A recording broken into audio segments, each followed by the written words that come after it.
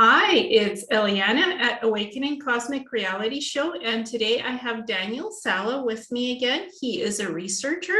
Welcome, Daniel. Thanks for having me. So yeah, I think you wanted me to come on and talk about the series by Radu Cinamar, which is, I would argue maybe the most important series of our current generation.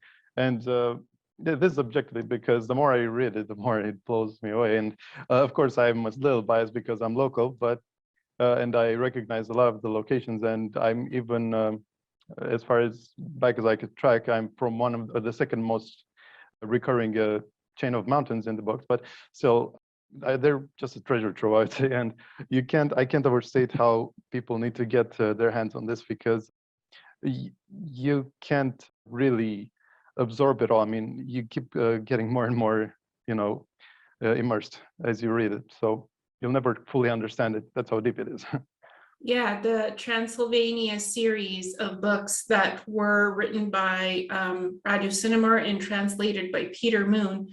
These books have a special significance to me because I had a past life as a Egyptian priest and architect named Calypso, and I helped to build the Egyptian Hall of Records, and then I had remote viewed the Romanian Sphinx, where I discovered these interesting tunnel systems underneath it, and where there's these crystalline supercomputer technology, and it allows you to holographically connect with your mind to see the past history events. So, and this was similar to what Radu Cinamar had written about. And when I looked at this, I got the distinction that the Meldakians had helped to create this technology, but they're not from the solar system, that they were seeded by other beings, and they were part of creating this holographic stuff.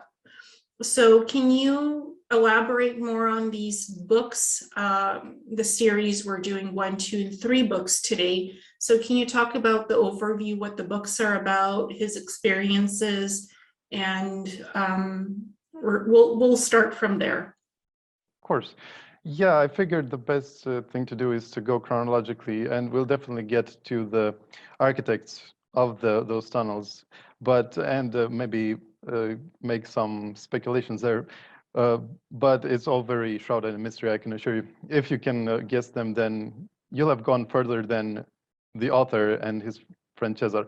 But I figured it best to cover them A to Z. So the first one is called Transylvanian Sunrise, and it starts with the birth of Cesar Brad, who is the main character in this book. And already you can tell that he's kind of a unique person, because his birth was full of misadventures. For example, he had an enormous umbilical cord, which was very difficult for the doctor to cut. He had to use some inventive way of using digging in with a scalpel, because it was too rubbery for scissors.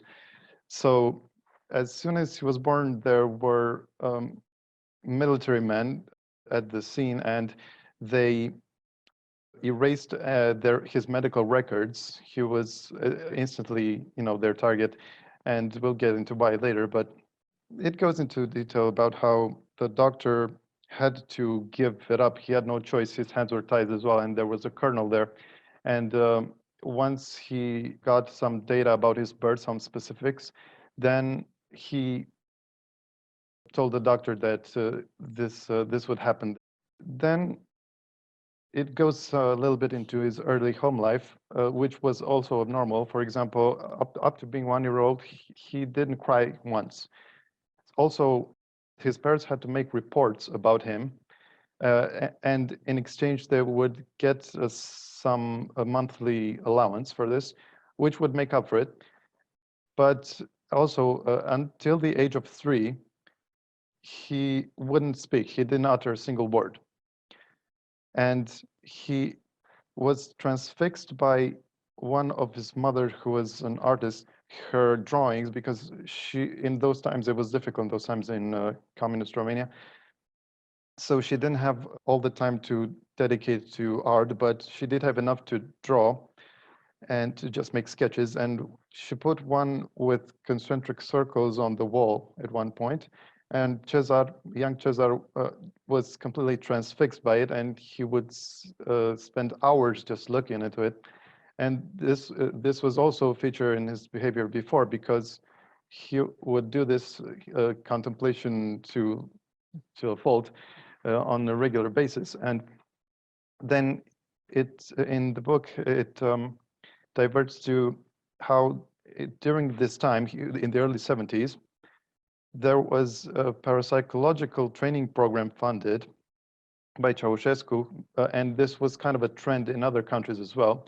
But in Romania, it was unique. And it also featured a certain Dr. Shen, a Chinese guy. There's no real background on him, but and he at first seems a little inauspicious, but actually he turns up, he played a huge role in Cesar's education and initiation.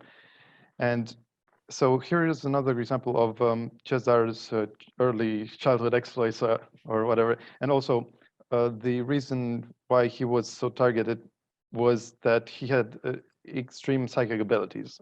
And this is one of the accounts. For example, he was at school, and the teacher had the class memorize a poem, and he caught Cesar just wistfully looking at the window, and then she got mad at him and asked him to pay more attention, and he just innocently said that he already had the poem word by word in his mind the first time she had recited it. And of course, she was very skeptical, but she dug in and kind of half amused by this, she asked him to recite it, and he managed to do it. And not just that, but she did it with a couple more poems, which she only read to him once. And not just that, but he had perfect intonation and no pauses or anything. And another time, he was at home, and the first time, actually, this was in third grade, the event with the poem, but before that, his first words, because I mentioned that he was quite silent, his first words was that I need space to think. And he could already form entire sentences, because this was at an event where there was too much company in his house. And the other example of his powers was that one time he got visited by his aunt, and he looked at her inquisitively, and then told her that she shouldn't go home by car. She should avoid that. And the reason, she probably had something in her aura or something, but there was an emergency. She had to go back earlier than she had planned, because she was from our town. Because at first she had answered that she was going to go back by train and she shouldn't worry. But because of this emergency, she had to go by car. And of course, you know what happened is that she was involved in an accident and she lost her life. But yeah, after this, he describes how during one of his many meditations, Radu is a documentarian for this, and I'll get into how he got involved later. But Cesar, during his elementary school years, he just in one of his deep contemplations, where he would go into other realms, subtle realms, he just crossed his legs on the bed and got into an out-of-body experience. And this time he was more powerful than usual, and he even levitated and about half a meter over the bed. And his mother just happened to enter the room at that point, and she let out a shrill yell. And yeah, she got startled, but she had to report it, because one of the stipulations that was given to her by the colonel that also visited in the hospital was that she had to always include any really conspicuous, phenomena like this. And so she did report it, and at that point, the military men that visited him in the hospital also came, and among them was Dr. Shen. And they took him away from home, and they took him to the aforementioned training program that it's based on parapsychology. And I also wanted to maybe throw it to you to ask you, why do you think that people are targeted for psionics this way? Is it strictly to do with ETDNA, or is it something else? Sometimes it's to do with DNA, like if you've had past lives as galactic extraterrestrials, sometimes you have memories of what was in those past lives, and the military might want to extract those memories. So that's one aspect. And the other is to study the DNA itself, how the sequencing works, how it could potentially activate these abilities. But sometimes your DNA has nothing to do with it, and it's just the psionic abilities themselves that they want to study, how that works in the brain, because every person's brain has a unique signature, right? So it might be a difference of sequence where the abilities are activating and how it's connected potentially to even the human genetics. The junk DNA that is now being discovered, not as junk because it activates other things. So it's all interconnected. They study everything, but they want to know how you activate the abilities, how it naturally happens, and how to replicate that sequencing to reverse engineer it if they can, and others who might not have that latently waking up, discover the process, how to mass reverse it and trigger it in others. That's what I know happened to me in the Monarch Solutions program, because they literally gave me drugs to separate my left hemisphere from my right hemisphere, because they're interconnected, but when you separate the functions of them, so they work independently of each other, then you can activate psionically to open up portal stargates, natural portals to open up. So the drugs did that, and then I was able to open the portals. The drugs were temporary, that eventually wore off, and the hemispheres went back to working side by side. But there's even drugs that can augment ability, that can change brain chemistry. So I think it is that this happens in variations for people. And since Cesar Brad had already natural abilities, they likely wanted to see what he could do on his own. How can he levitate? How can he see future events? How is that possible? So they wanted to know how his abilities work just naturally, what makes him tick. So I think that's why he was being like reported. If he could do anything, he was being reported to the military. And once he levitated, that was that next sequence, and they took him for it. Yeah, I think you're right. Yeah. And he also says that when you have these abilities, the last thing you want to do is just flaunt them at people. So although people might be suspicious when they hear this, because they don't demonstrate this just whenever they're asked, that's because people with real abilities aren't proud about it, because they don't know, they have nothing to demonstrate. And this is what comes with actually having these abilities, is just knowing this control and balance, and knowing that you don't need to prove anything to anyone. But then it goes into how these psychonauts, so to speak, in the training program, they each had different and abnormal abilities. Like one of the kids had something that reminded me of how it's described being in the presence of Draco reptilians, which is very difficult for humans to withstand their energy. And this is how it was with this kid. Just being in his presence instilled a lot of fear. And also he could telekinetically move objects. And not just that, but Cesar said that he actually kind of befriended him and got him to do the most difficult task in his opinion, which is to levitate a sphere of water. And another boy managed to predict events to a certain period, which got larger and larger over the years, to something like 28 hours. in the end was the largest extent. And he also mentioned that during his astral travels, you can by and large go anywhere, including off planet, although they are very different feelings and states there, but you are still limited by, for example, if you want to find out extremely secret information, you're not just going to be able to do that, because there are always astral guardians, depending on what you want to find out. So it's just because you cannot go out of body, it's not a, you know, get out of jail, and you don't have ultimate power. And so the next big thing in this book is that it starts to describe how this training program, which later branched off more and more.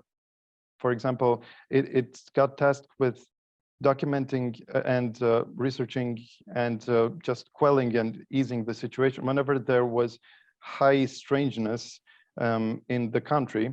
They had the highest clearance, and they were called on to the scene and made to investigate. And then he goes into one of the most compelling examples, although Cesar told Radu that there were many others, but this was just one that he could relate, which happened not far from Bucegi, a little bit to the east. It's called Buzau Mountains, and there were a couple of brothers who climbed a cliff, and 2/3 of the way up, there were strange inscriptions that neither of them could recognize.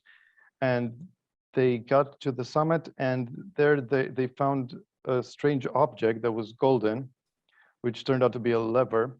And one of them pulled it, and he just got pulled into a completely different place, just disappeared completely.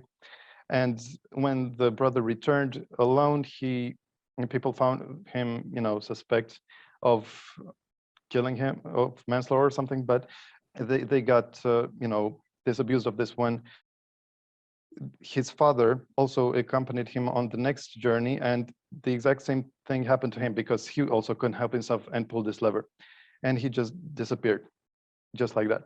And this place was later destroyed, but it wasn't by Department Zero. It was from some other high-ranking military people from Romania. It's a shame, really. But also, as much as a few days after it got dynamited, there were still like green smoke coming off of it. So there was clearly some anomalies, but there were also pictures taken. So there is a folder on this, at least. And then it reveals how Cesar got quickly jumped through the ranks and got upgraded to executive director just at 21, which happened to be in 1991. And then it slightly veers into this whole Bucegi complex, which started with a high-ranking member of the an Italian member of the Freemasonry. He had a high position in their lodge. And not just that, but he was part of the Bilderberg group, also was highly placed there. And he was called Signore Massini. And he somehow managed to evade all the security that was surrounding Cesar, which there was quite a lot of, and just managed to set up a meeting with him. And by the way, I forgot to mention that Department Zero was very exclusive and only had to answer to president. And they had a lot of liberty to move, to do whatever they wanted, because even if the people were told of these strange events, most of them wouldn't have believed it anyway. And whenever there were some suspicions from the higher ups in Romanian politics, they would get just a bit of more information about what was happening, and then they would be quickly convinced to be prudent about this. And then Massini, Signore Massini, goes and visits and insists on talking to Cesar himself, and not even in a room, because so as to not be subject to wiretapping.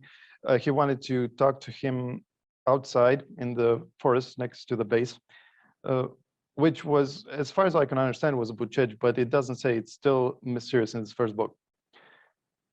And he describes to Cesar that Freemasonry has the world in their pockets, even if it doesn't appear so, and that what they're after really is power, is not money at all. They're far past it. And they started in about the 1500s, and their specialty lies in this, in just outthinking the populace. And they always play to both sides, and they're the ones who, fuel each side of the war, and because they're the ones who profit, and they're the ones who act like they're the saviors.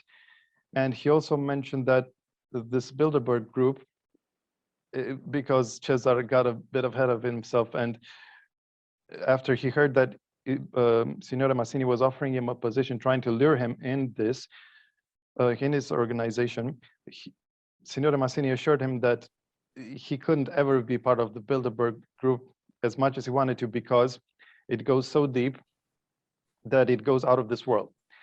And this was, might I add, that this book came out in, I think, 2003 or 4. So, and this is one of the many disclosures that were ahead of their time. So the reason why Signore Massini was there in the first place was that he wanted to just co-opt this structure that was observed by geodesic, very advanced military satellites that were, controlled from the Pentagon, and they scanned the whole world and found these very characteristic and strange phenomena here in Romania and in Baghdad, which were a certain frequency of a shield that couldn't be penetrated with their rays, and it was the shapes made them question their origins, which was specific and neat, and it was half sphere under the Bucegi mountain, and it continued in a tunnel, but even the tunnel didn't have any connection to the outside. So it was doubly perplexing there. And the one in Baghdad was smaller, but it had the same makeup. And this will come to find that the most likely reason why they went in Iraq in the first place, they invaded, was to appropriate this. It's because it's known that Iraqis don't have access to this. It's all in the Americans' pocket. And also the other conspicuous fact is that soon after this discovery, Romania entered NATO, and without any effort, just like that. And we got visited by the President Bush at the time, and all these other things. So the long and short of it is that he wanted to corrupt Cesar, and they had a very long conversation about how about these dark entities that are occult, and that there are actually 3 main layers in Freemasonry, unlike what we're told, not just the 33 degrees, that's a middling one. And the first one is just getting read into just a kind of superficial level, which is people who can still be helpful to them, and they think they're top of line, but they never are, and they can be part of local clubs and such. But then comes the 33 degrees, which does have power, especially in the higher rungs, but it's still nothing compared to the highest one, in which they're all on the same side. And you're never going to know the names of those people, because they don't need to be known, and in fact they make a point to not be known, and they control the media, and they're behind most of what we can say is not right with the world. But and he could be this frank, this transparent with Cesar, because they weren't tapped and they weren't recorded, and because he wanted just to be upfront, and he knew that Cesar was a very able person, so there was no point hiding with him.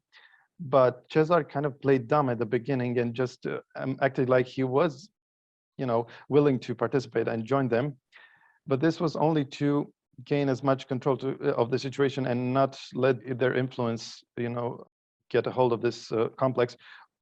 So next, it's described how what this turned out to be was it was designed by intelligent creatures, clearly, there was no two ways about it, and that the Freemasons wanted access to this technology, and because they knew for a fact that there were treasures there. For example, they were after monatomic gold, which turns out that it was there in the complex.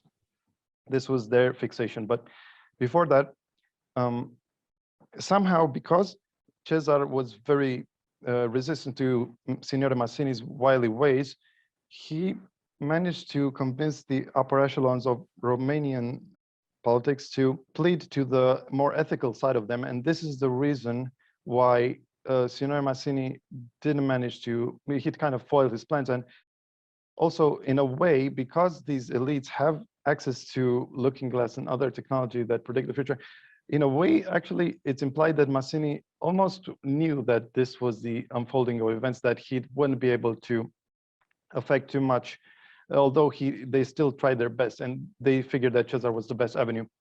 So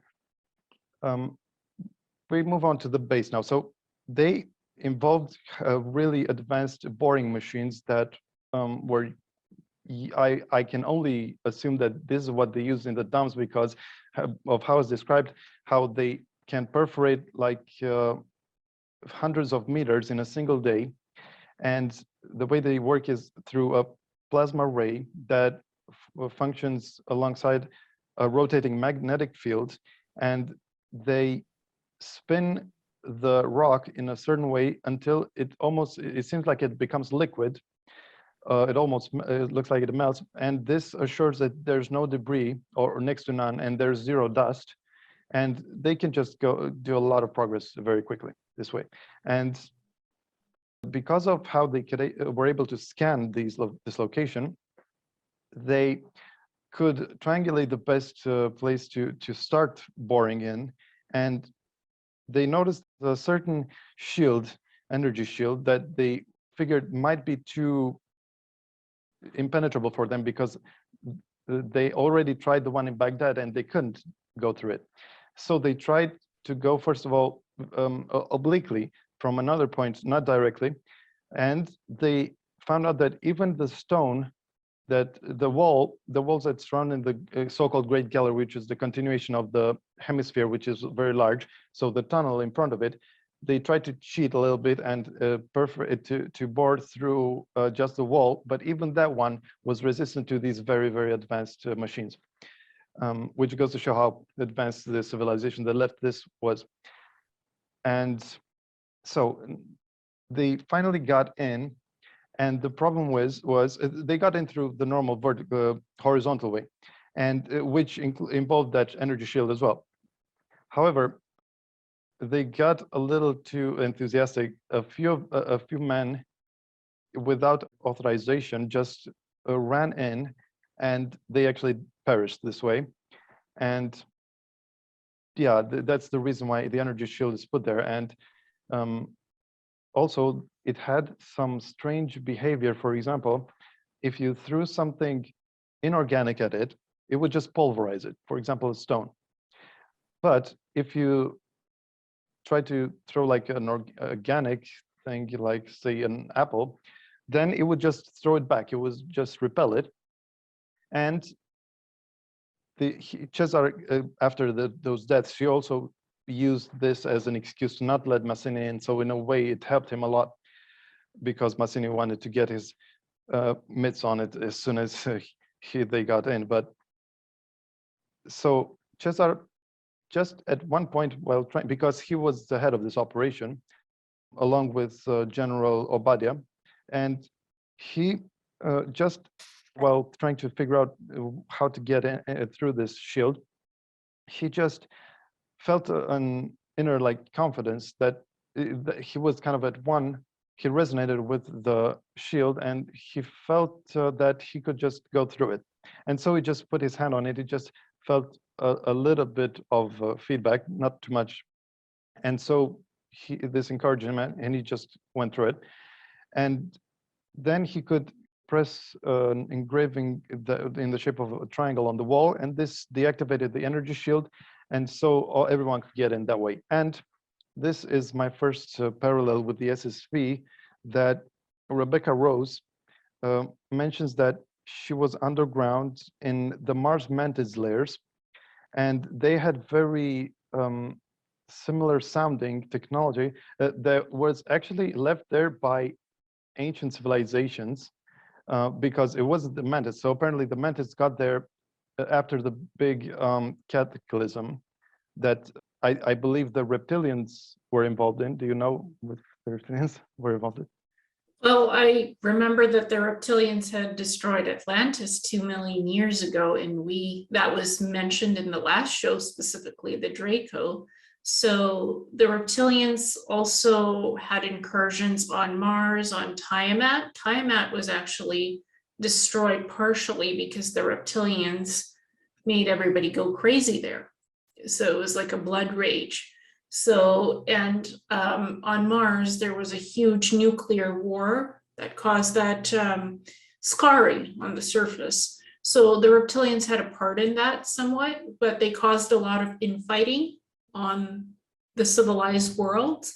So I know a little bit. I know the Lyran reptilian wars. So reptilians had parts to play in it. But the Martians were misusing their own technology, and the beings on Tiamat and Maldak as well.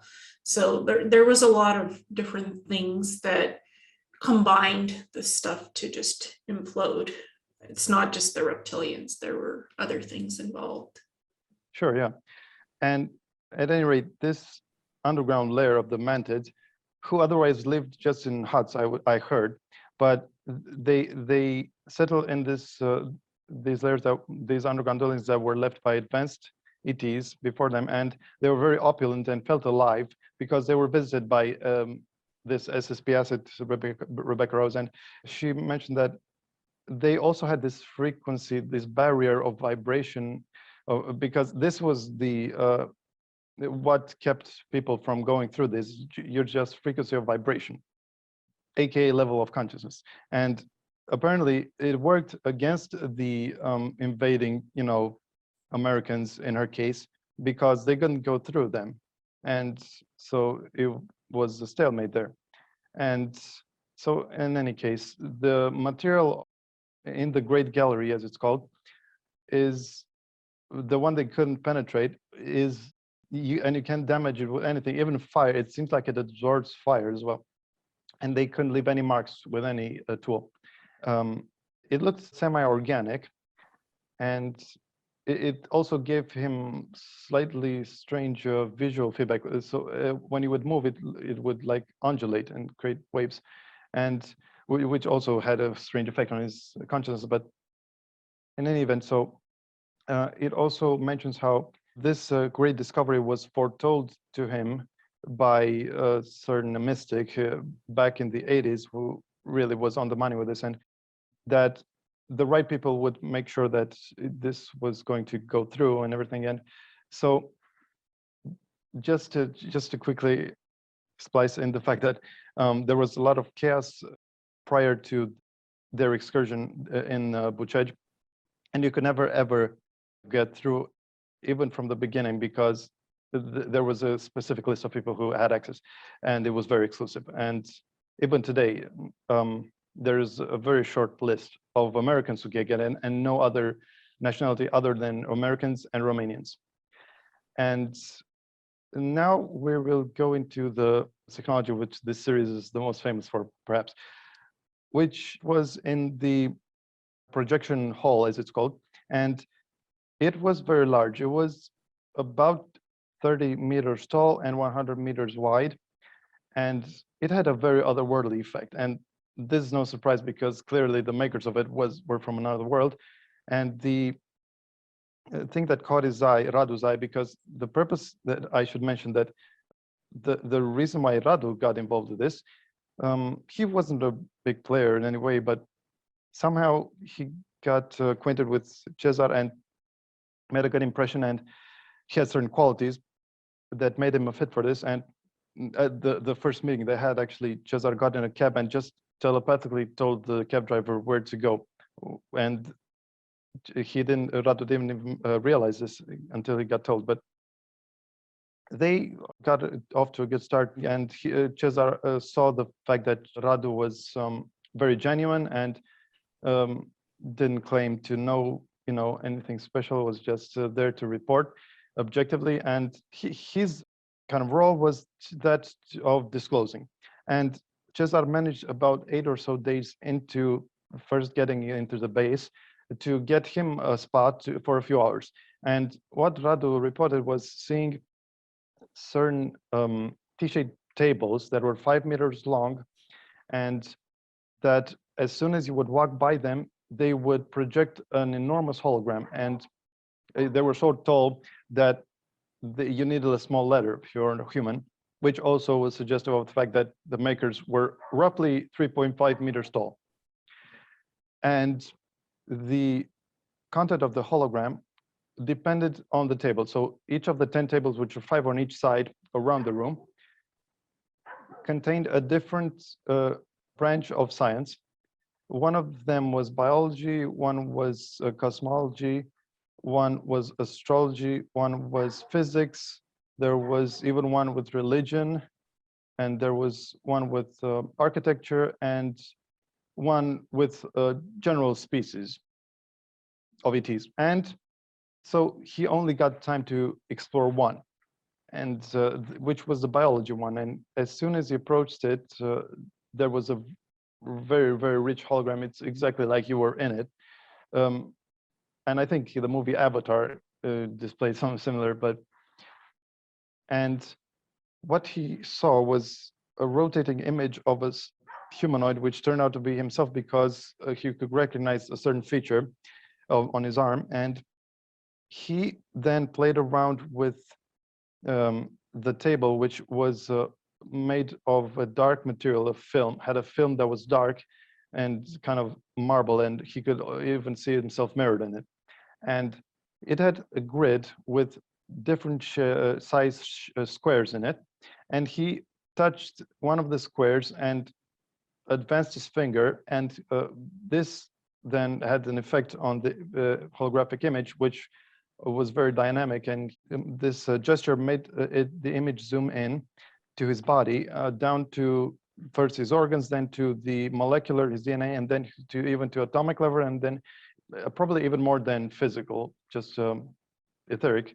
I'm not, he doesn't say that. I'm just my impression that, because the atom he saw as a faint, very faint glow.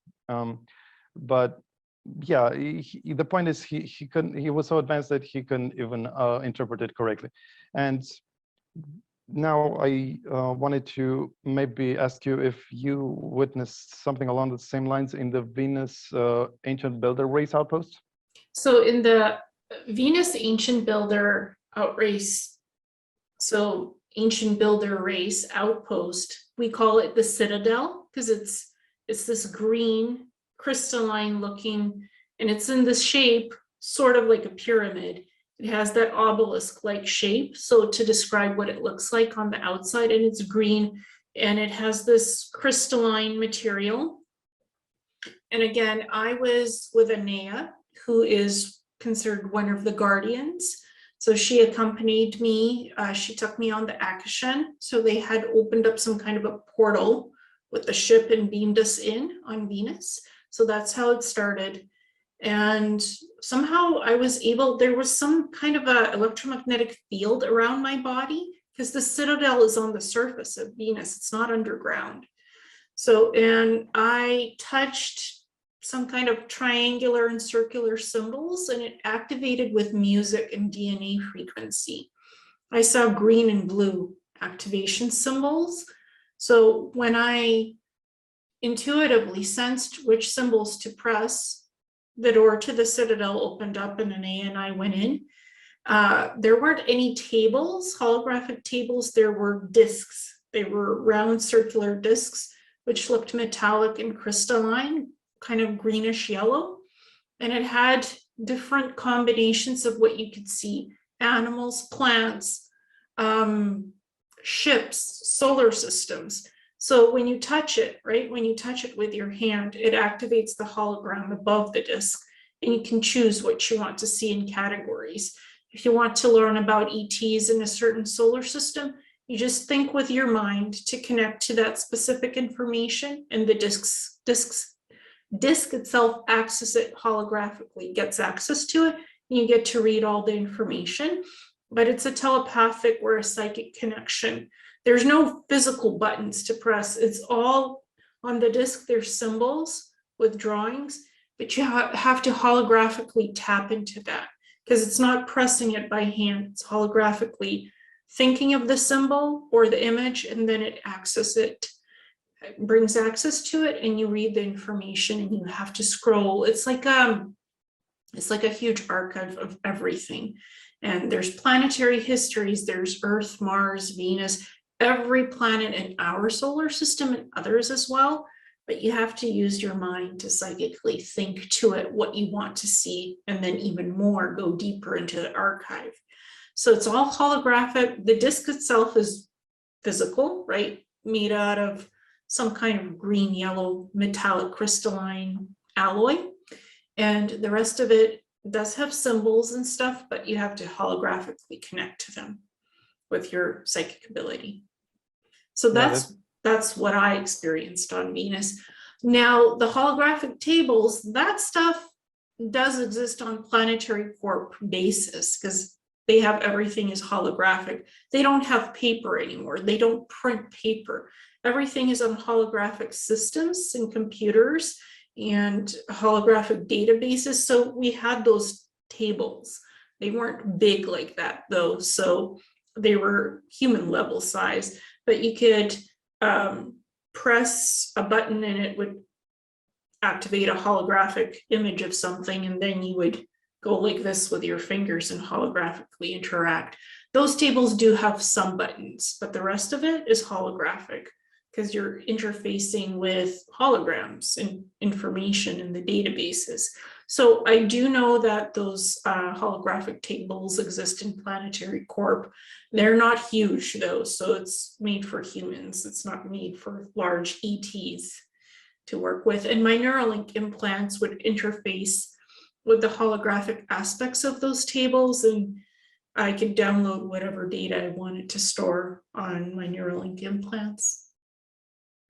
That actually sounds eerily similar, and that you're probably the first to corroborate this aspect of it, the first one that actually saw a real one, Hall of Record. And we could go on for a long time, but about that, I could get through many questions, but I should concentrate on the rest. So next, he went to main centerpiece of the room, which was a sectioned cylinder, half cylinder, vertically, and they actually were perplexed by it and didn't know what it was. We'll come back to this in the book 3 when they finally elucidated that mystery. So he then goes to a certain post or pillar, which had a control panel, which also had a smaller holographic projection that showed him that there was a sea over Romania and Hungary, which got sucked or drained inside one of the famous mountains, Godiano, and that then there was a big red button and 2 levers, which were suggestive of the fact that it was a control panel that maintained control of the tectonic plates under Romania, because were they to need, that's what my interpretation, it doesn't directly say that, but definitely that it can control this aspect. In case, for example, there's another cataclysm and that covers Romania in water or something, and that the red button is there and the other 2 levers to safeguard this. Next, he goes to the last piece of technology that he could partake of in that room at the time. This would later change, but it was a dome that was gold colored, and it wasn't very tall, and it had a big slit in the middle. And again, just he had to approach it, and it would trigger an enormous hologram again, and also lifelike, but it ran basically an intuitive movie, if you will, of the history of humanity.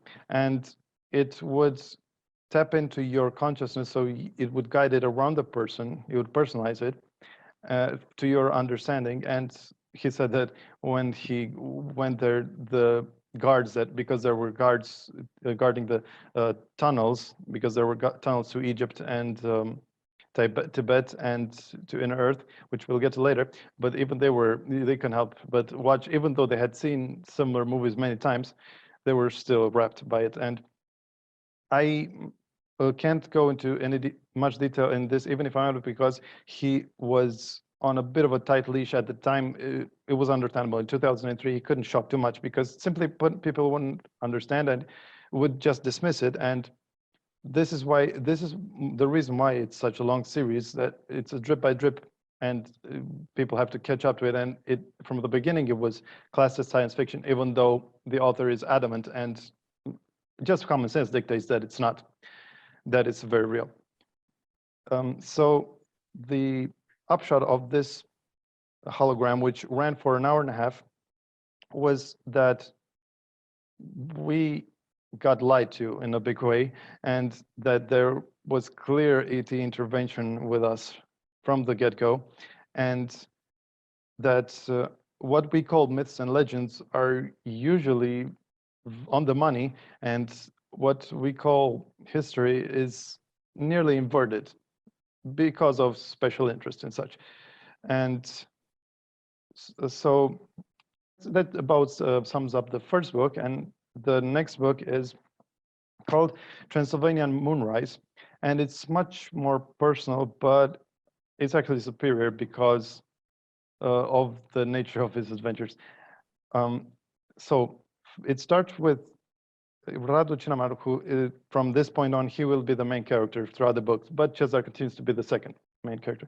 And so Radu Cinamar, who told his editor that he doesn't want to be called by his fans or whatever, followers, whatever you want to call it, but he didn't want to go through that. And so, but there was this one insistent person, and also very polite, who called almost every day for a few weeks and wanted badly to get in touch with him due to reading the first book, of course. And this kind of intrigued him and Radu, and then he eventually visited this guy. He turned out to be an alchemist, and this immediately assured Radu that he wasn't wasting his time as he initially thought. He visited his villa, which was in Bucharest, and he was blonde, he was medium tall, but well built, and he looked in his late 20s, but in fact, early on, he told him that he was 62, and he couldn't believe it. But even after seeing all this strange things in the projection hall, but he showed him his birth certificate and other proof that he was his age. And even if it was a spoof, he was way intrigued by that point. So he was called Eleanor, and he described what happened that gave him this extra longevity.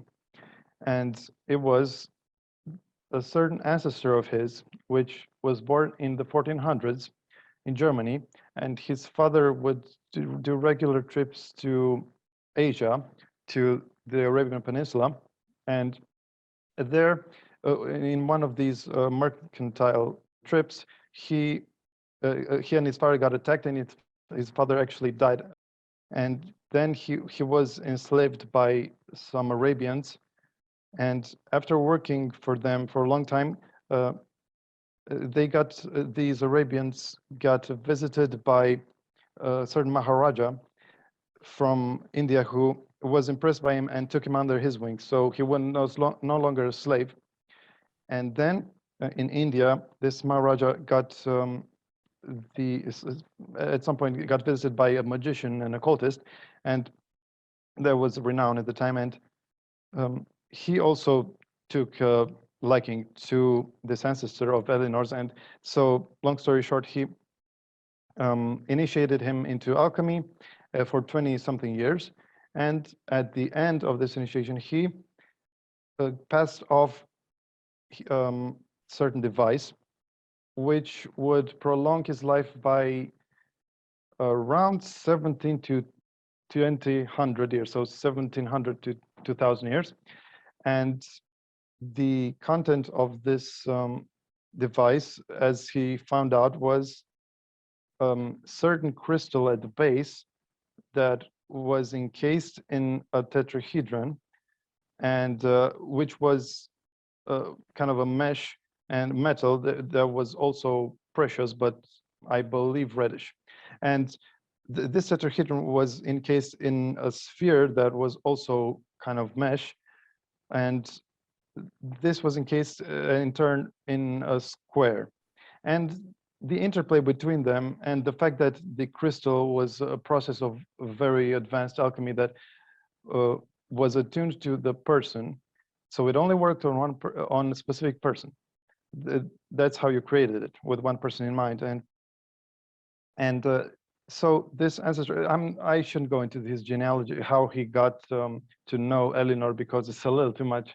But the point is, he said that this knowledge goes back to pre-dynastic Egypt, and that it's not even, although it's extremely advanced, it's not even the height of alchemy. The height of alchemy is something they call the elixir of life, and that prolongs your life by so much that you don't even need this anymore. And it's honestly, it's a little obscene how long that, it's about 3 or 4 times longer than this. But anyway, I just wanted to note that I believe you did a remote viewing of this device, and that was one of a kind. And if you can quickly go over what you saw when you remote viewed it. So when I first saw it, the first thing I saw was purple energy. And like, that's the activator of the crystal. The energy field activates the crystal within. Then I saw like a cube with a square and a circular sphere, and then other spheres and kind of connectors, like metallic connectors around this device. And I heard in my head, life extension by 300 years. And I haven't even read these books. Just as a disclaimer, I have not read any of Radu Cinamar's books. I was just listening to an account of Eleanor, just listening from a Michael Sala interview with Peter Moon, this guy named Eleanor, an alchemist. And then I started, by connecting to Eleanor, I started to see the device, this device, life extension device, and it was an impromptu, I would say, remote viewing, because usually remote viewing, you have to have a target, it's all set up, but this was a spontaneous remote viewing. I heard Eleanor, 300 years, age regression device, and I was taken into this device without any description of it, without anything, and it spins. There's a lot of energy that spins it. But you have to, in your mind, be able to connect to this purple energy field to activate the crystal within. If you can't activate the crystal, the device won't work for you. So there's a certain purple frequency you have to tap into to activate the crystal, and to activate the rest of the device, and it spins. There's a lot of energy around it. And then you have to be around the device a lot for the age regression properties to work correctly. Because if you're away from it, then it's not as potent in reversing the age to keep you looking younger.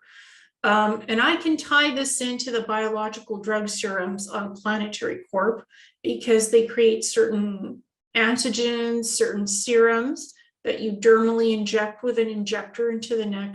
After a couple of days, you start to become younger and you look like you're in your 30s. And then every couple of months, they inject you with the serums and you keep, again, being younger, and you stay at 30. You don't get older or younger, you stay at 30. So that's what I remember happening to me in my 60 and back. So the technology might be different, but the results are the same. Cool. And you weren't aware of the fact that you need to be close to this device as is described in the book. You just saw that. You just felt that. Yeah. Cool. And I wrote it down, and it was fast. And this, I was writing this remote viewing and drawing it on a piece of scrap paper. It wasn't like I planned any of it. It was just the name Eleanor, age regression device, energy frequency that was mentioned. And took me into this device. And I'm like, okay, I'm glad I have a pen and paper here, because if I didn't, it wouldn't have, I wouldn't have been able, because I was taking notes on the interview, right? Peter Moon was describing the books. But again, the moment he said Eleanor, an age regression device, I was taken into the spontaneous remote viewing. And then when I came out of that remote viewing, half of the video had been done already, and they'd discussed the device apparently, and I was tuned out, and I'm like, oh, okay. I guess while I was remote viewing the device, they were talking about it, and I was off remote viewing that, so I didn't pay any attention. And then when I re-listened to that video, I'm like, wow, okay, I just remote viewed that, and I didn't know they were going to talk about it in the video later on, but they did. And Peter Moon got a hold of something similar in Mount Shasta, a device that looks similar to what Eleanor had. And it makes him feel healthier, apparently, because it has those similar shapes and a crystal in the middle. So even now, people have been able to supposedly replicate these devices to some extent and feel healthier. I don't know if it reverses the aging process, but it certainly helps to keep everything in the environment nicely balanced and gives you good health, from what Peter Moon got in Mount Shasta. Yeah, but I'm willing to bet that those are very pale imitations, because this requires so much skill and hundreds of years, because the point of alchemy and you know, the main goal in it is to bypass the reincarnation cycle, which also Eleanor goes in depth in, that it's so clear that this is how that souls recycle, and it's absurd to think that you have only this life, and all you'll ever learn is just now. And that it explains how to manage to go around this gives you an edge, because you no longer have to relearn everything, because you always will have this amnesia whenever you do reincarnate.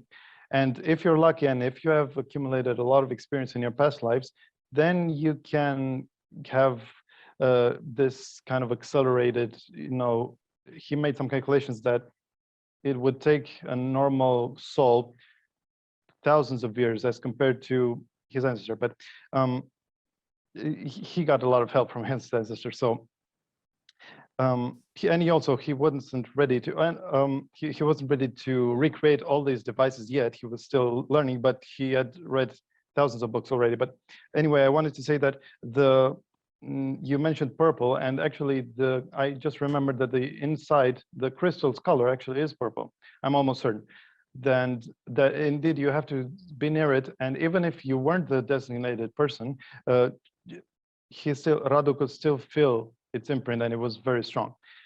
And Eleanor told him that it gave him a balance and just vitality.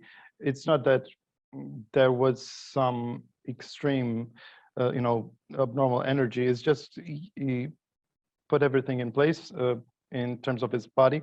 And so then he also makes a point that the most egregious act you can do in this life is to commit suicide, because then you will have undone all the progress, and you will have to pay for that in future lifetimes. And there's no going around this. And not just Eleanor, but also other characters in the book, for example, Dr. Shen and Cesar, are insistent that karma is real and that you shouldn't mess around with it. And also, Leslie, in this conversation, which is the first third of the book, they talk about past lives and how important it is to be aware of them. And I think you can go quickly. You're more qualified to quickly, you know, give your opinion about why it's important to remember your past lives.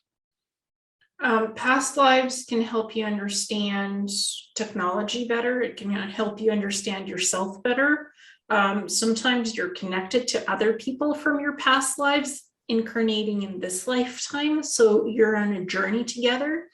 For me, past life stuff actually helped me with my medical journey. I remember being a Pleiadian and my blood had more plasma in it. My blood was blue. So in this lifetime, my body had been damaged by reptilians in my immune system. So my plasma, you can say, is dirty. I don't produce clean plasma. So I do plasma infusions to regenerate and repair my body. I use clean human plasma to do that, to infuse myself. So by accessing my past life memories as the Pleiadian with more plasma in my blue blood, it instantly healed wounds, it healed broken bones, it healed body damage. So I'm like, okay, well, what if I take that memory from my past lifetime and apply it to myself in this lifetime? And I remember on Mars, retrieving my SSP memories, also making biological drug serums, plasma antigens, different variations to keep my immune system healthy. So why don't I take those two and see if I can apply it here right now on me? And it worked. My immune system is normal now. It is boosted by the plasma, but I constantly have to do it to maintain this degree of health. But it worked. So sometimes you get access to past life stuff that is applicable, actively applicable in the medical field, in the science field, in technology. For me, it's regenerative medicine. That's how it's applicable to me for solving my immune problem of fixing my immune system and removing brain damage and inflammation in my brain.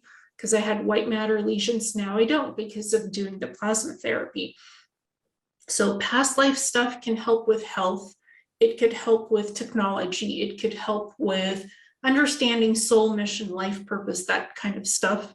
Why you are who you are in this life, because you carry certain galactic traits of past life ET genetics that gets carried over to even human bodies, because your soul has that vibration, that frequency.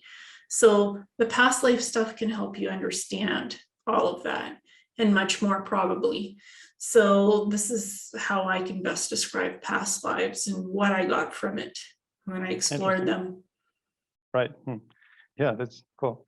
And so actually, I also forgot to mention that the reason why Eleanor was insistent on contacting Radu was not so much himself, was that he was an in-between. He was just a, a liaison for Repa Sundi, who is a Tibetan Lama.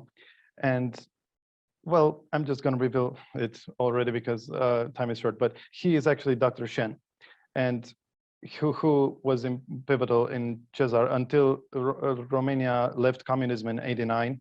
And then he left under mysterious circumstances, and even Cesar, with his astral ability, tapping ability, couldn't find the reason why. And that's because this is a rare case where even Cesar is outpowered. I'm almost certain, but psychically by this Tibetan Lama, because he had the means to protect himself psychically and hide himself. And so he was the one who wanted to talk to Radu, because he's managed to read into just people just through telepathy. For example, it's explained in the third book that people who are, energy savvy or can easily access subtle planes, they don't even need to, for example, read a book in many cases, because each book has a certain signature which just surrounds it. It's in kind of an aura, and you just have to see that and you instantly download the whole book. It's very advanced and very few people can do it, but it's possible. And so I just wanted to make an explanation for why Repa Sundi wanted to broach this with Radu. And so he wasn't alone. He was accompanied by, I think, what's called a tulpa, who is a conjured being. And in Tibetan culture, it's called the Yidam, Y-I-D-A-M, and they're to the level of a god. Although this sounds too much, but they take so much practice and so much discipline and self-control to create, and very few manage to do it. And you have to more or less be a hermit because of the amount of meditation and concentration it takes. So it also involves sacred geometry and maintaining certain shapes in your mind and then playing around. But it obviously doesn't give the blueprint, but yeah, it gives you paints approximate idea. And so the reason why it's to the level of a god is that, first of all, he manifests physically as well, and Repasundi was multidimensional as well.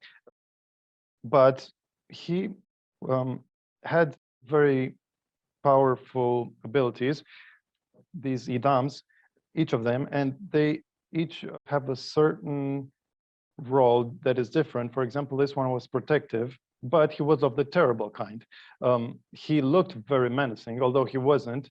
But when he entered the room, he immediately got shook up, Radu, by him. And looking closer around his body, he could see kind of undulations like you would see in the desert, the distortions. And whenever he would zoom into one with his eyes, they would disappear. But that was indicative of the fact that he was multidimensional, and that he only chose to show himself because he knew that he could in this case. But if he were to walk down the street, more often than not, he wouldn't be seen, just because of this ability of his to alter his frequency of vibration, which is the element that controls, that determines whether you are seen or not. Because if you were fourth density, he could just turn it off and on at will. And so he also, to ease Cesar's worries, he intentionally gave him like peaceful, tranquil states, induced it in him. He was that powerful, and just nice forest smells. And at one point, he even, with Repasundi's accord, communicated to him with his voice, which was otherworldly. And at any rate, Repasundi then tells him eventually of the mission that he has in mind for him, which is he wanted him to go through some acceleration in his spiritual involvement, because of he had a big role to play in this whole movement that involved that the Bucegi complex was, the crux, the what do you want to call, linchpin to. Mm-hmm. And he wanted to fast track Radu's involvement by having him visit a certain cave, which he was so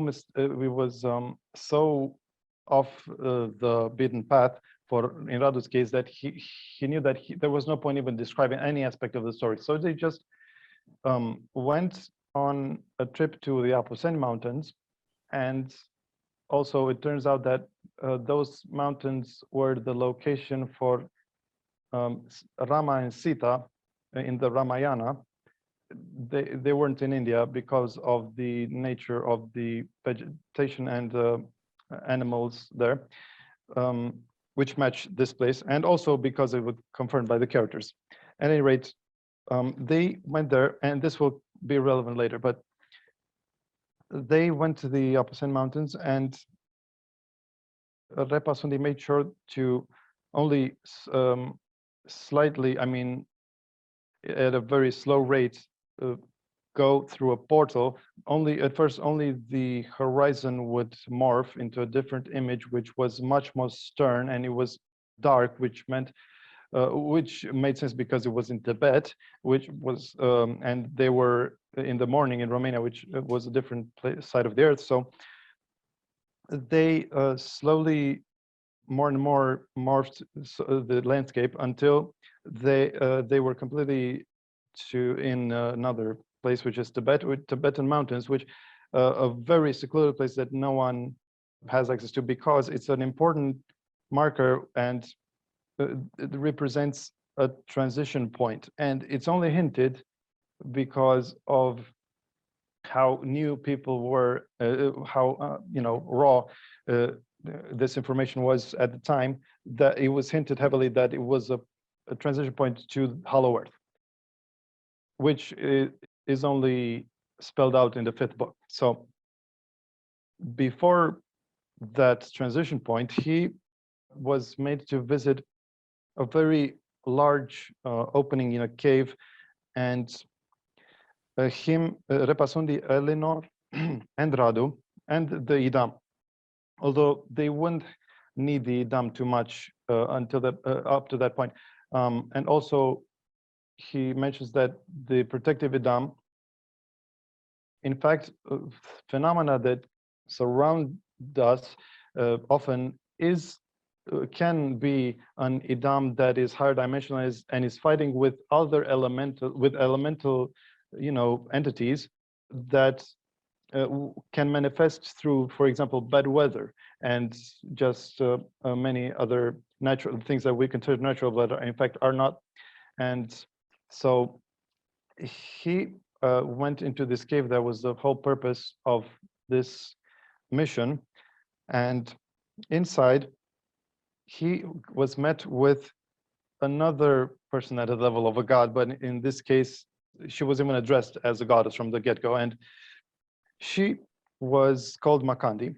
She was clearly not human. She was blue, and some parts of her were deep blue, but she was very luminous and clearly very advanced.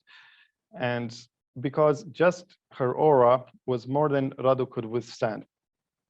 And he got very nauseous, and even his legs were trembling, and he had to receive help from her to remain awake and keep his wits about him. And just looking at her, he is extremely intoxicated, clearly, with her, and describes her beauty, and that he couldn't ever, it was so ineffable that he could never do it justice in words.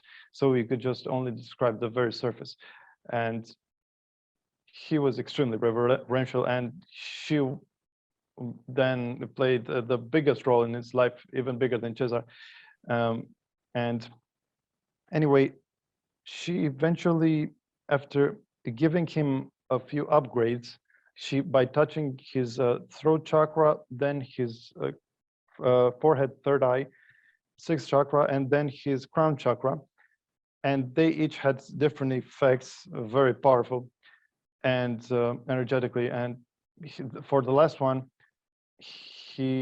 for the first one, he ceased to feel his body, and the second one induced some strange vortex-like funnel feelings inside his forehead that clearly made him more in tune with himself. And the last one involved a light that was multicolored, that was above his head and very bright, and stayed with him a few minutes. And afterwards, he was, present enough to talk to her, to actually be, talked to by her.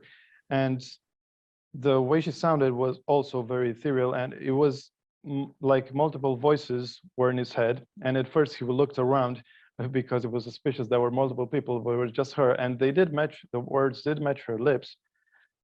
And she communicated that she wants to send him on this mission along with others, but he was quite the only one. But in his case, it wasn't just to do with the Bucegi complex. It was to restore some old parchments that were left by a certain guru, Rinpoche, who, you can look him up, is a real character.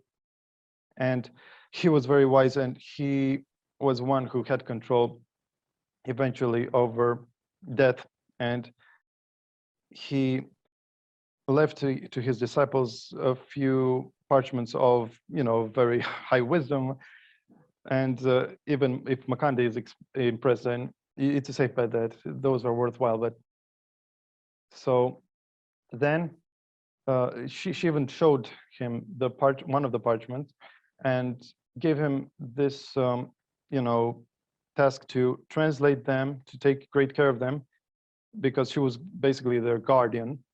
And so he just, she before that, he even felt that he was enveloped in a certain heat by this person, by Makandi, and it made him completely numb physically. But she told him, she advised him to not be attached, even though he was completely taken with her, and he would become obsessed, understandably, because she was higher dimensional, or density certainly.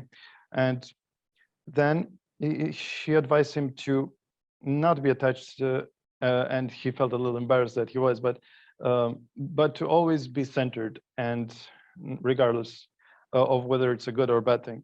And so she also reassured him that, because he rather didn't want to leave, he was that attached, but she assured him that to his delight, he would see her again in a matter of a few days, which was the real initiation that was going to take place, which was in the Godiano Mountains, which I previously mentioned, that was the spot where the water got sucked in, that cover Romania. And so it's a very highly energetic place, has importance that goes back, many millennia, and it was even documented. So in this initiation, there were, which was a few days later, there were also present 19 young men and women of about 20 to 25 that were Romanian, but unlike Radu, they didn't physically meet Makandi, but they did meet her in their dreams, which was one of the ways that she did it, just because they not all had the intermediary, like Radu had the luxury of having with Dr. Shen or Repasundi.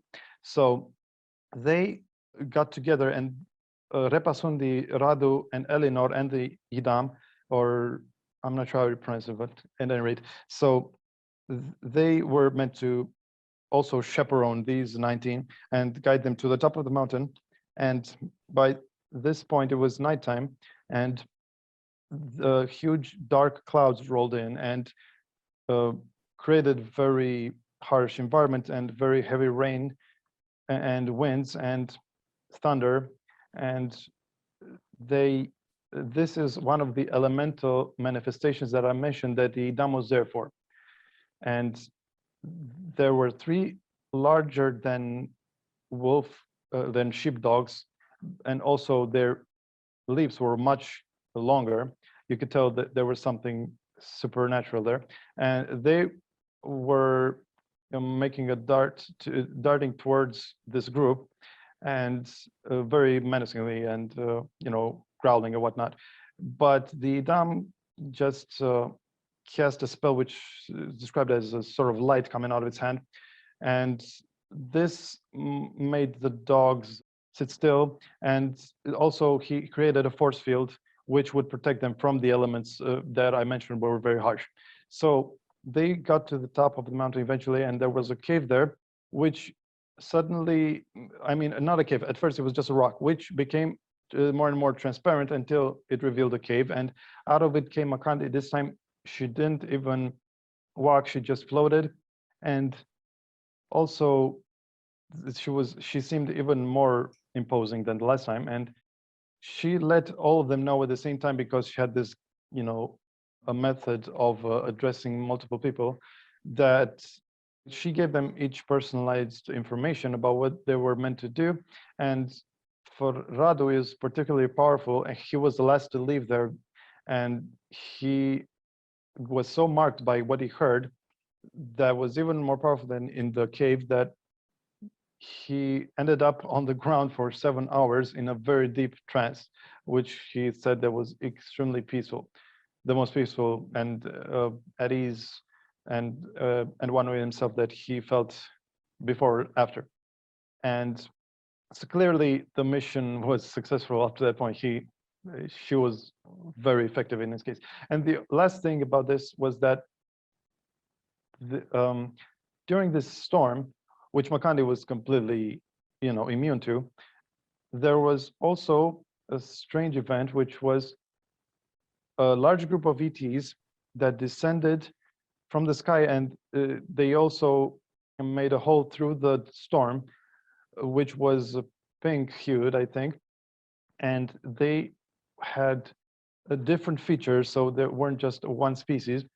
And from what I gathered, sorry, they were from inner Earth, and as well as Makandi. That was just my reading between the lines, because there's no further information, so I may as well give my own interpretation, that they were clearly higher density, but they also were very welcoming and greeting, and they were just part of it, I guess. Oh, but also Radu could tell that their auras, while powerful, didn't match or nearly Makandi's. So Makandi, actually, it was told by Cesar at one point that she is one of the most powerful entities in this galaxy, which goes to show how, if you're willing to believe this, that how pivotal like Earth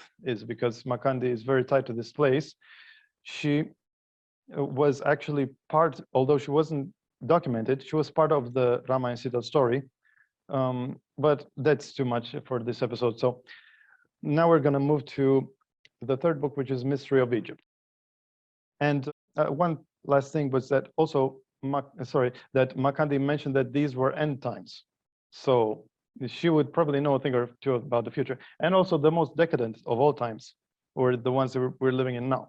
And it's a good idea to invoke, if you can't do much more, to just ask the help of these higher density beings that are well oriented. So I'm not one to do that, but I just figured I would, maybe at one point. I'm not ruling it out, but I should be true to the story. So, so Mystery of Egypt is the third book, and it finally gets inside the tunnels.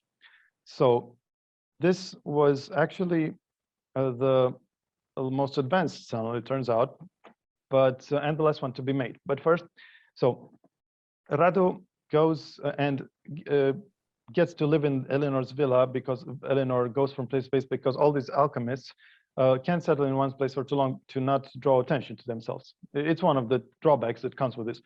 And so he just wanted to mention that to convince Radu of his alchemy exploits, he gave him just 2 drops of an elixir. And at first Radu felt needles around his head and felt that he suffocated and just very sweaty. But after a few minutes, he felt just that he was so clean that he felt like a newborn, and he had so much energy that he didn't have before. And whatever the pain he had now doubled in the form of just sheer power.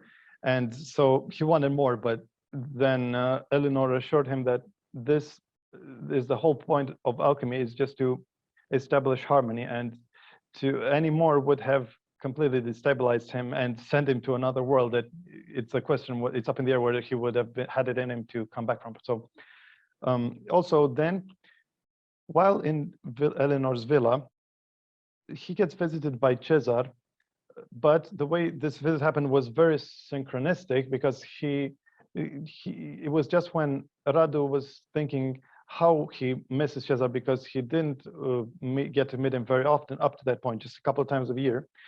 And just as he was doing that, he gets called, but Cesar tells Radu that they talk about all sorts of spiritual stuff, because this is why Radu missed Cesar, that he wanted to elucidate some of these mysteries of life. And one of them was how we all have a part of God, not the religious, not the Christian sense, but the all-powerful being that is all-knowing and such, and infinite.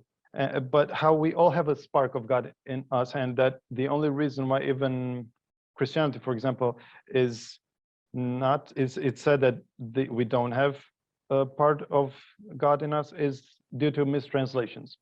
So anyway, then this was what most elated Radu to hear that Cesar then suggested that Radu joined their next trip.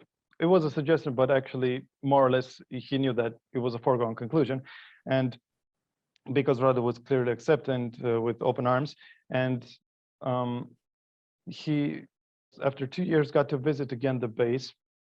And actually, this is what the funniest aspect of this, that the reason, what got him in, back in that place, was his encounter with Repasundi. So if not for that, then if not for answering that phone from his editor, then all of these rest of his books wouldn't have happened. So it's a series of synchronistic events. And so then once he's at the base, it was a mission to explore this Egypt tunnel. I think it had only been visited once or twice before. And this time they had very specifically made vehicles which looked like race cars. And their front was low, but they had some room for baggage at the back, which and also they had automatic. This was in 2005, and they ran on atomic battery, and they were made by Americans, so clearly they had access to this even on Earth. And they didn't even need to drive them. They were self-driving in the same vein that like Tesla cars are now. And so they also describe how they had shoes. They were given shoes that had this feedback that would make it very much ease the effort. And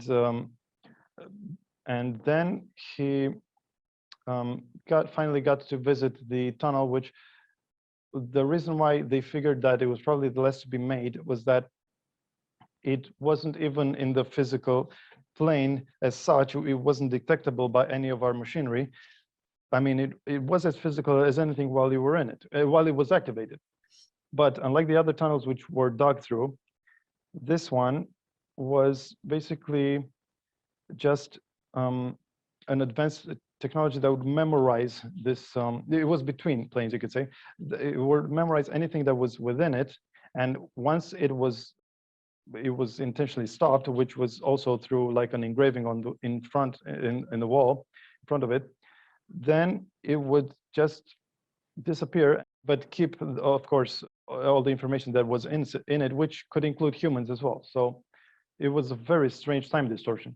And you could even freeze, like in a way, time, because from what I understood that the boxes that they left in the tunnel during their more rudimentary excursions there, they were as good as new, and not one iota of dust, etc. And also the color was indigo of this tunnel, and this was apparently separate from the material that was kind of semi-organic.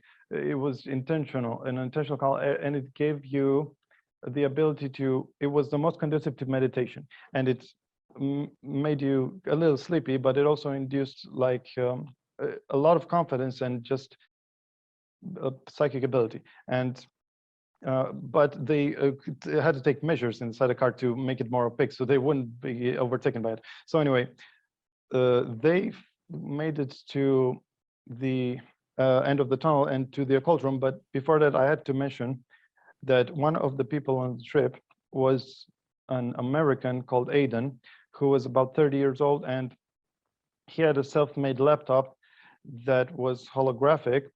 And so unlike a laptop, it wouldn't open like this. And he said that he had a bigger version, desktop version, that was much more powerful at the Pentagon. And he would only live in this underground bases his whole life. And he dedicated it all because he had this special ability to developing like more and more advanced computers. And he even had a telepathic link to the electron inside the circuits.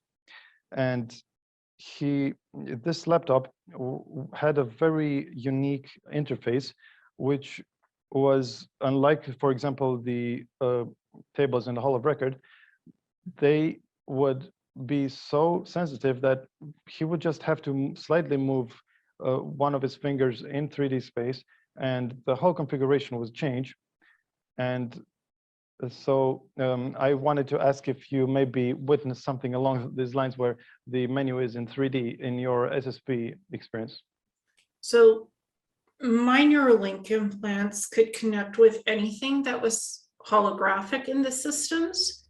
And so when you touch with your finger, the holographic interface, things change. And you can think about it and it changes, or you could touch it with your finger and the interface, you see the interface, but there's no buttons and things can be moving around. So it really is almost like 4D instead of 3D. It's a 4D technology because you can look at things from 360-degree angles, and this stuff moves differently than 3D dimensional quantum physics even. So, and then you can zoom in and zoom out. You can even zoom in and zoom out with your eyes with this holographic technology to see to the finest, minutest clarity what's in an object, what's in the information. So I think it's beyond 3D technology. I think there's some extraterrestrial technology that's involved in the holographic stuff that Planetary Corp had, because they worked with Nordics as well to develop the Neuralink implants. It was energy core implants with nanotechnology mixed in. So it wasn't just a microchip implant. It was not like that. It was energetic, and it was nanotechnology mixed together with nanofiber, actually with gold, with nanofiber gold in the implants. And didn't Aiden have an implant in his brain or something that would project the information back to this laptop and to the base? I think there was something implantable in his brain. It could very well be, but I read the book for the second time, so I'm pretty sure that it's not mentioned in it. But he did mention that his devices actually tapped into the etheric plane, so just like yours, and it used something. It's something about a crystal and tensors and Hilbert space, and it doesn't go into much more depth. Because it says that it's highly compartmentalized, highly exclusive information. Mm-hmm. And also, I wanted to mention that US Navy is called out here that they were the providers of this technology, and they were, in cahoots with the Romanians, and which gives a nice corroboration to a certain whistleblower that came out just a few months ago, who was interviewed on Journey to Truth, and he said that, just off the cuff remark, he wasn't asked about this, but that he was stationed in certain spots in Eastern Europe, and then he says that one of those places was the Bucegi Mountains. And then later he says that the militia here, the branch of it, is exceedingly powerful. And they weren't talking about the book, so it's just kind of interesting confirmation there. And next, so they go through this time distortion, and they get to the occult room, which was covered by a large stone like barrier wall, which they again was easy to go through. But once inside, he could see that, so the room was 10 meters long and 7 meters tall, and it was very bright. And he couldn't, unlike the material that covered the projection hall and the tunnels and everything, they were stone, so he couldn't isolate like the point of light. And until he got closer and saw that over the stone was a very thin film of a moving organic material, which means it was like small bacteria or small creatures that that withstood something like 30,000 years, because apparently this is the date for this place.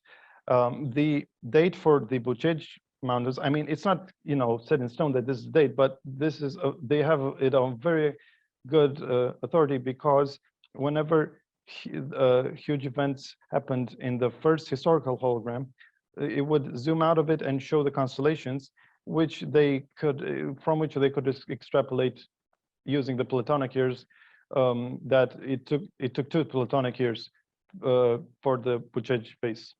to be separate. And also, it stopped at the year 500 AD for some reason. It's unknown. But that's when the hologram stopped, the historical one. And anyway, so they, inside the occult room, he could see, so it wasn't quite as imposing as the projection, but it was still remarkable. From the start, he could see an object that was floating, and from about a meter or less from the ground, and it was shimmering, and it was gold done, and he could just play around with it, and he touched it, and he would, when he would press it with his whole body, only then would it register a little bit of a tilt. But then, so then he got encouraged to just climb it, and it turns out that it's one of those anti-grav platforms that we later hear about as in accounts of like in-earth people, but I'm getting ahead of myself. But so apparently it's was it like an anti-gravitic surfboard, almost like? In fact, he uses the analogy that it's the surf shaped, and I was going to ask you after I describe a little bit of its specifics, how do you think it's controlled? So its specifics were this layer of gold was actually very thin, only 4 millimeters, and then it was a millimeter of a metal that was extraterrestrial, and inside it was hollow, so that made it light, and it had a place where you would put your feet, and it was something like 1.5 meters long, I would say. And he got on it, and Cesar told him that the way you can control it is by focusing our attention on a blue crystal, which was the only real feature that stood out on it, other than the gold, which was in the place in front of the square, the rectangle designated for the legs. So you would have to communicate with it, and Cesar was the guy who managed to interpret it correctly and to maneuver it. Up to then, it was a mystery. And if you weren't clear about where you wanted to go, it would just stop. So you would be protected in a way. And yeah, I wanted to ask you, first of all, do you have such consciousness-controlled vehicles in SSP in your memory? Well, I remember that the Planetary Corp was trying to incorporate crystalline systems, and they had to create quantum drives instead of hyperspace drives or plasma drives. They had to switch up their systems to try to incorporate crystalline technologies on metallic ships. So it's not like you can just stick a crystalline system into anything. You have to change everything within a ship to even make it work correctly. You can't just put use an old system with a newer crystalline system. You have to take out everything you had before, and you have to put the crystalline systems in, because they're sentient, they're bio-living. You can't just put metal with bio-living and expect it to work with an older system of some kind of a hyperdrive or something. You have to remove the old systems and put in the new crystalline system. So you're almost like rebuilding your ship from the ground up. That's what I remember them having to do to even make that technology work within their infrastructure of the ships.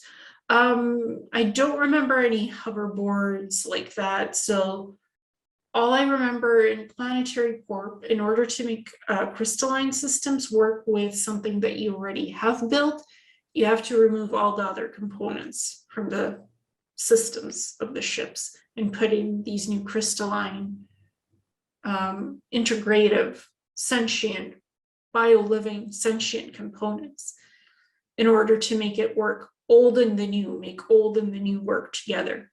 It's like a reintegration process, which takes time. It takes time to do. And I think some of the ETs have mastered this already, like make alchemical frequency of gold work with plasma and crystalline energy to make that hoverboard, because I'm getting it was plasma as well. That plasma is involved in making it hover, not just the anti-gravitic, whatever it is, component. Plasma was part of it. And Planetary Corp has some ships that are run on plasma core technology as well. So I think it's all integrated in very particular components of nanotechnology and crystalline technology that activates it in plasma. That's what I'm Right. getting. Although I noticed that the more advanced the technology, the simpler, the more streamlined it looks. So in the case of this, it's just 3 ingredients from what is described, just the crystal, the gold, and the other mysterious metal. Yeah. So anyway, getting back to our original point about the architects of this place. Mm-hmm. So the only information that is ever disclosed is in this 3rd book, when they were talking about this hovercraft, and it was when Radu asked Cesar what he knows, once he told him that it was ET material. Mm-hmm. So he told him that it couldn't be one of the guys that the ETs that the American government works with, because it was such a large gap in advancements, which I don't know if it's just boasting, but it could be, between them and the makers of this place, was comparable to Homo erectus to Homo sapiens. So, Mm-hmm. and also that they weren't just from this, weren't just outside this galaxy. They were from a very far away galaxy. That at one point they did manage to get the name of, but they couldn't find it. Although Cesar is convinced that we did see it, so it's in our records. It's just that he couldn't match the 2. But either way, it probably wouldn't help him too much. So they are very elusive, and we'll quickly get to the centerpiece of this room, which was a time machine. But before and how they obscured any of their attempts to get more about their identity. And this was kind of the thing that they wanted to hide, the only thing that they couldn't have access to, which was anything to do with these ETs' influence and their actions. So the next thing that he explored was large, actually 2 walls that were stacked with tablets, so to their fullest. So they were spread apart a very small distance, and they were shiny. They were, I think, looked like platinum, but it wasn't platinum. And you would have to get them out in a certain way, only in the direction that they were meant to. Otherwise, you couldn't. It would have stuck, and you couldn't mismatch them. They each had their place, and they each had 2 days worth of perfect quality holograms. So there were another holo of records, but it was very different because, for example, the one in projection room was more intuitive and interactive.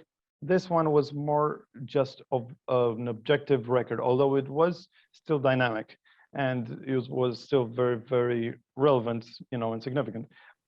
So you can imagine if those 2 walls that I described, how large those dimensions were, they incorporated about a few tens of thousands. So if you multiply that by 2 days, that would take a lot of scientists a lot of lifetimes to go through it all. So, but they did find a way eventually to record them through their own proprietary technology, but not quite a full clarity, but about 80%. So they did their job there. And so they were actually puzzled by what these tablets represented at first, until one of the explorers there, or scientists or researchers, just touched the side of it. I think it swiped it, and the hologram just projected. And in the case of Radu, when he did that, he got showed a hologram of a galaxy in which he saw bright, like, luminescences that were very frequent, and he understood that those represented supernovas, or really, tumultuous events, and that the saga of that particular galaxy was a very sad one, and it was dying. And even though it was in extremely fast motion, he could tell that it wasn't a naturally, devastating course there. So he just didn't want to inquire anymore. He just closed it. So that was the tablets, and of course, by now they have downloaded all of it. And yeah, I heard about Peter Moon's supposition that they have a base in Colorado where they interpret it, but it doesn't matter. It's hard to say. So anyway, next they went to the main event of the room, which was this time machine, which turned out to be pretty much the same, although scaled to humans, of the contraption that was mysterious to them in the first in the projection hall. So it was also that half cylinder that was, I think, semi-transparent, and it contained a place where you would sit that was about 70 centimeters from the ground, and also a band or strap that would go against your spinal column, and one that would go against your forehead, which contained crystals that were neatly aligned and different colors.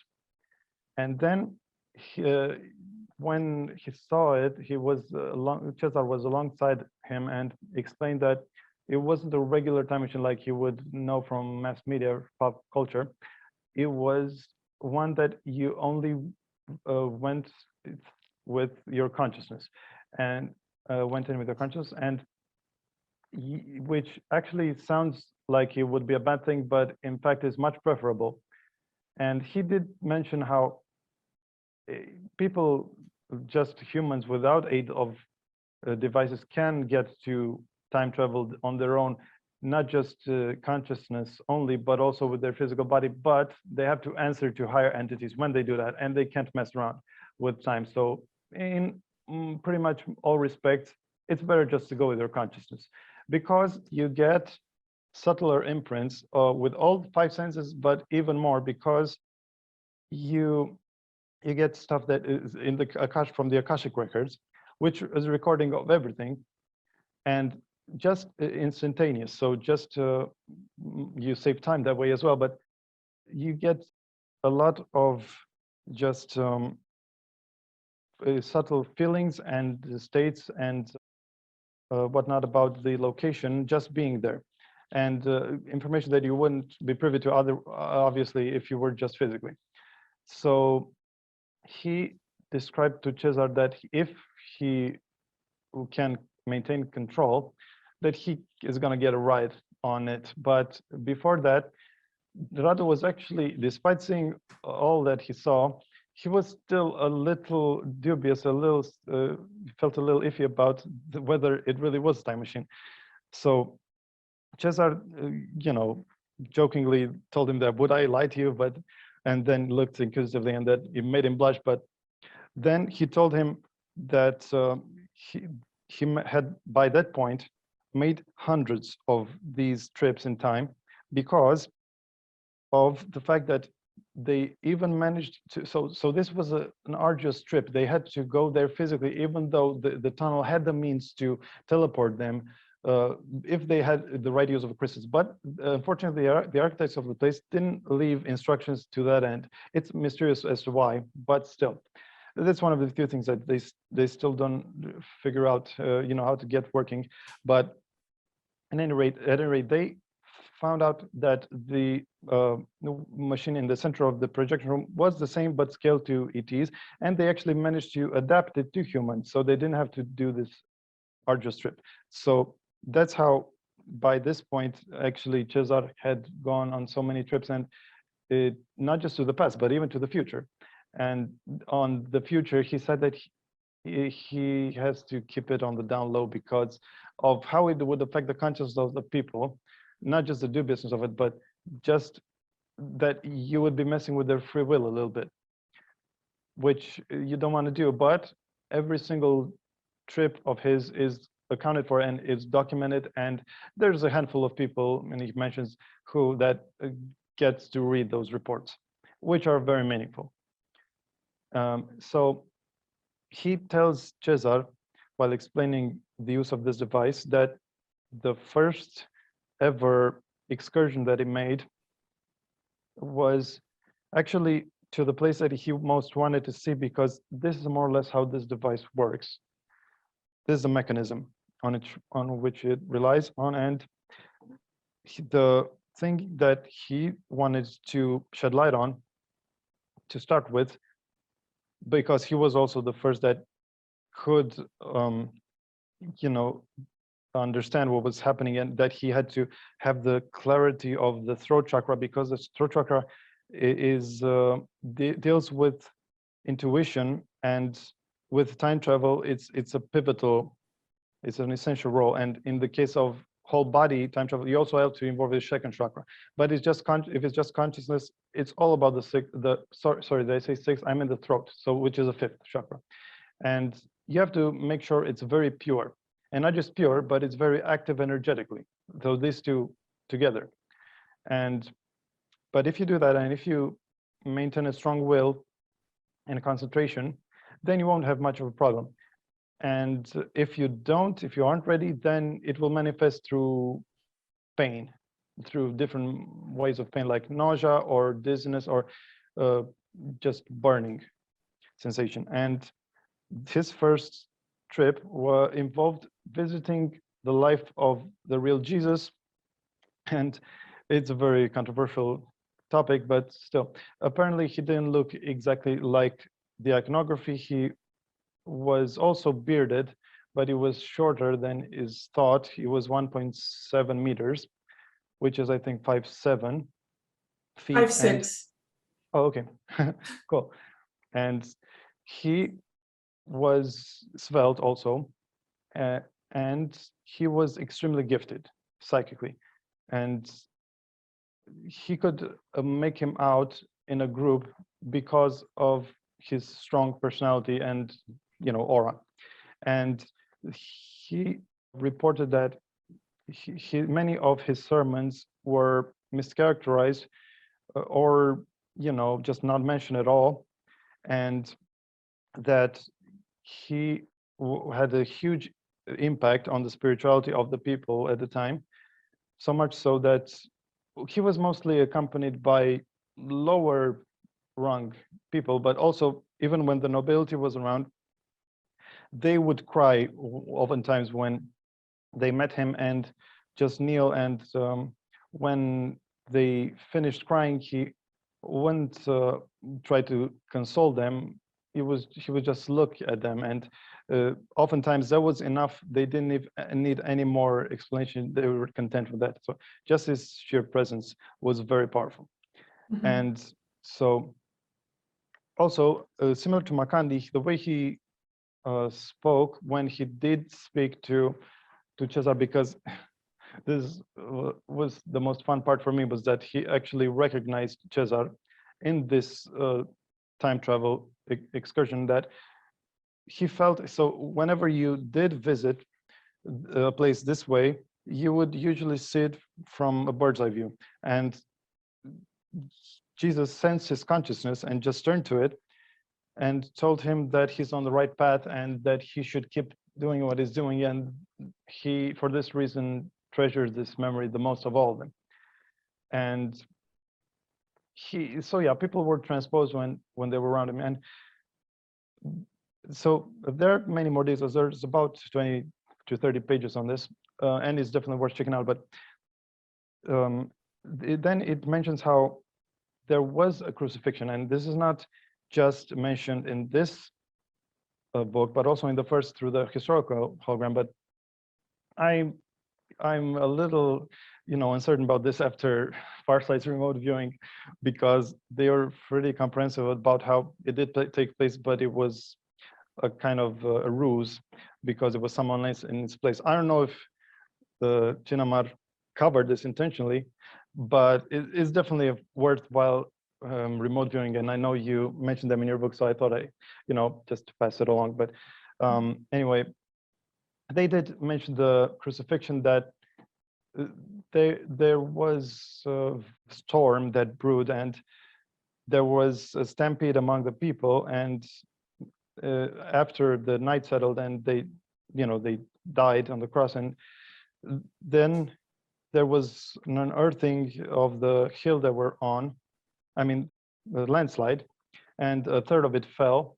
And afterwards, two UFOs appeared that were circular, appeared before the crosses, and one was highlighted around it with blue and one with orange, and they emitted some strange noises and lights, and one of them went into the town and one of them remained there, and this caused a lot of panic. And it's left there kind of, mysteriously, to make of it what you will. It doesn't say who Jesus was, so it doesn't lay any claim there. But the end of this little story is that the Vatican later contacted Cesar and crew and told them that they had also seen all the correct sermons and all the happenings with Jesus' life, and also that he was coupled with Mary Magdalene. This is also a big thing, and it was, kept on the hush because of, the interest of the sexist apostles.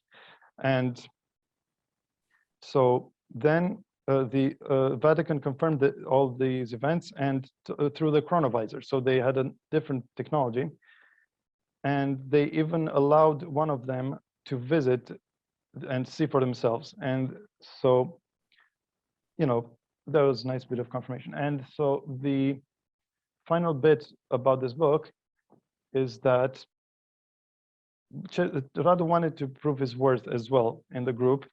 So he went on, tried his best shot at the time travel device. And when he did, the first sensation was burning. It burned him. He wasn't quite ready yet. And he was too agitated and too stressed out because of all his, his excitement.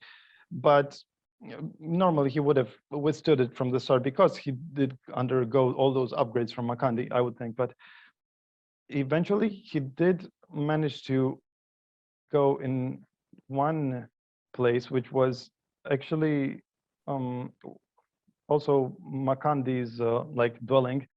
But she didn't stay there for very long, and he wasn't satisfied just with seeing that because it was very short-lived. So after a break, and with the psychological aid of Cesar, he went back and actually managed to make some elucidations, in the sense that on their way to the occult room, Aiden, the guy with the technology, made some discoveries that from the pyramid of Cheops, there was a tunnel that was heading, so no one would have access to it. It was very secretive, and it was coming out from those underground tunnels from under the Giza Plateau. But it was very clearly headed towards the occult room with the intent to just breach it. And the thing is, it stopped about 2/3 of the way, and unexplainably so, and it just dug downwards. And then one of the guys who was part of these unacknowledged special access programs told them that he was actually a few years ago enlisted to visit that place to investigate it, and he found a reptilian skeleton there. And it was a completely different species from these guys and from humans that were the guys who wanted to access these holo records.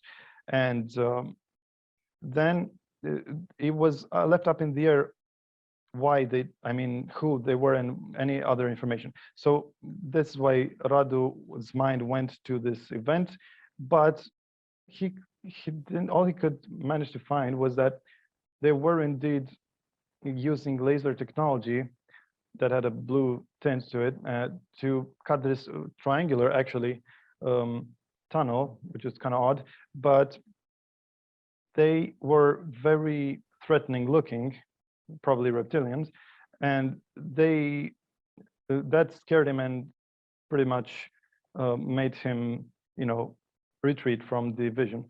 But still, he could at least, confirm everything, and that was about the slightly anticlimactic end of the third book. And should I continue with the fourth? We'll continue that for next time for part 2. I'll just mention that I did encounter things in the Atlantean outposts in Antarctica. They're called the crystalline Neuralink chairs, and they also,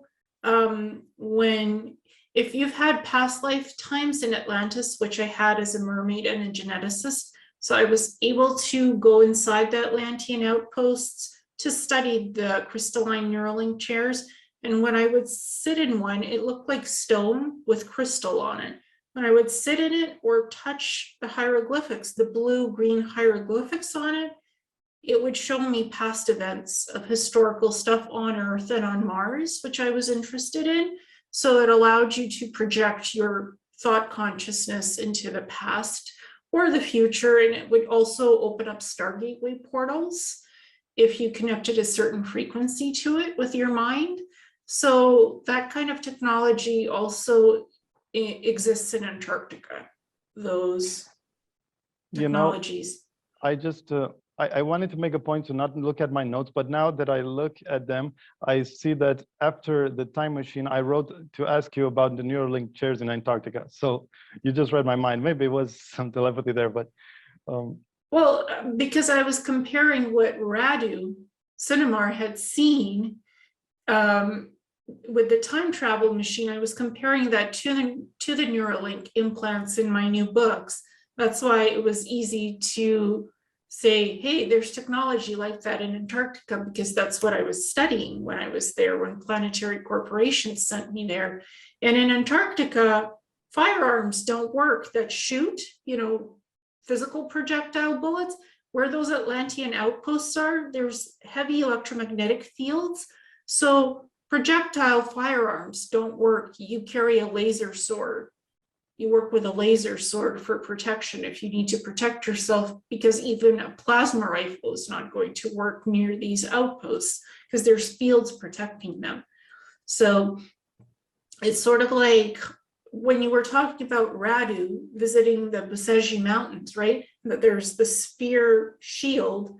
It's similar to what's around the outposts in the Atlantean ones in Antarctica. So there's similarities between holographic technology, time machine, thought consciousness traveling with like that, because you physically cannot interfere with something that's already happened, but you can consciously see it with your mind and interact with the scenes from the past. But you physically cannot change anything in the past. That's why it's thought consciousness time travel. Yes, exactly. You can't affect it. So it's just like the one in the books, yes. But maybe then these extraterrestrials weren't quite that far ahead of the ones that collaborate with Americans, as it was described in the book, that oftentimes they make allusions to the fact that, that's the reason, the most coveted thing in all of Freemasonry is getting, their hands on and control of the space and all these, devices. But after looking at all the SSP, I think testimonies, that's still up in the air. I'm not quite sold on that notion quite yet, but still, this is the most in-depth, well, it's a great confirmation. It's the best complement to the SSP that I've found so far. So I also, these might seem impressive, but I can assure you that these are just my highlights. And if you were to read them, which I really highly recommend, you would find many, many more, and they really deserve your time. So yeah, I can't stress this enough. Mm-hmm. Well, thank you so much for sharing part 1, 2, and 3 of these book series. And we will do part 2 where we talk about book 4, 5, 6, and 7. Great. Awesome. Thank you so much. And we will include pictures, since Daniel is great with editing. He will insert all the pictures of the stuff that we were discussing. So you'll get to see that throughout the video. Cool. Thank you, Thanks, Daniel. I'll see you soon. Bye. Bye.